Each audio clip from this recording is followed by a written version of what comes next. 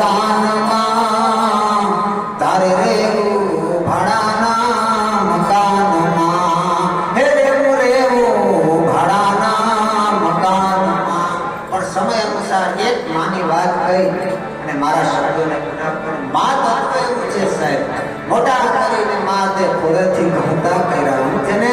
કલાગુરુ માનવી ભીખુદાનભાઈ વાત કરતા કે ભગવાનને એક ફેરે વિચાર આવ્યો તો હું ઘરે ઘરે નહીં પહોંચી શકું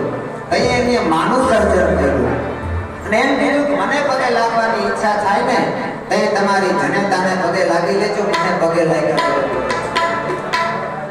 એ કૌરવ અને પાંડવોનો જ્યારે યુદ્ધ હાલતું હતું માં શું વસ્તુ છે એ વાત કરું કૌરવ અને પાંડવોનું યુદ્ધ હાલતું હતું અને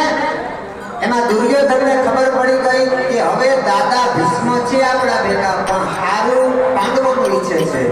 છે આપણા પક્ષમાં પણ શું હારું કોઈ પાંડવોનું ઈચ્છે છે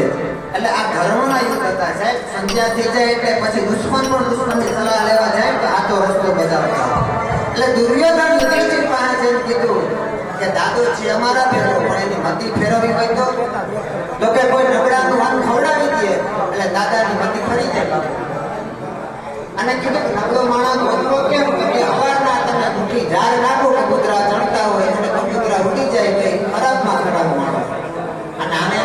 બીજો ક્યાં ગોતો પોતે ક્યાં અને ઝાડના નાણામાં ઝાડ ગયા અને ફળ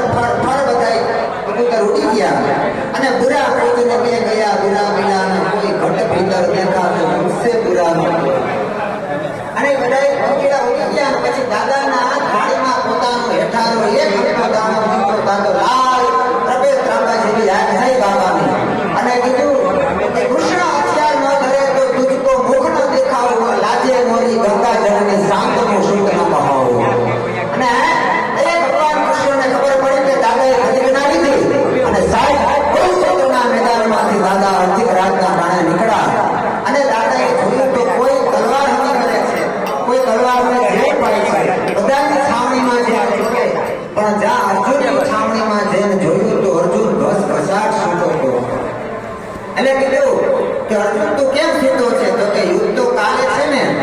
તમે પણ તું સૂતો છું કામ તો કે ભગવાન તમે જાગો છો એટલે હું સૂતો છું જાગી એ જાગે છે ને તારાથી કોઈ વાંધો નથી પણ ન્યાથી કૃષ્ણ ભગવાન જ્યાં નીકળ્યા અને કુરુક્ષેત્રના મેદાનમાં જોયું તો એક સફેદ સાબલા વાળી સ્ત્રી ત્યાં દેખાણી અને ત્યાં વાળ કાઢી એટલે ભગવાને પ્રશ્ન કર્યો કે કોણ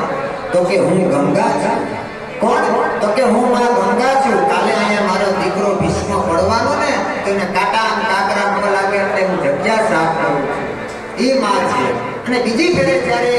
શિખંડીની આગેવાની લઈ અને ભગવાને કદાચ એ ભીષ્મને બાણ સૈયા ઉપર પાથરી દીધા અને ત્યાં બીજી વખત ગંગા પ્રગટ થયા અને કીધું કે હે કાળિયા ઠાકર તે મારા દીકરા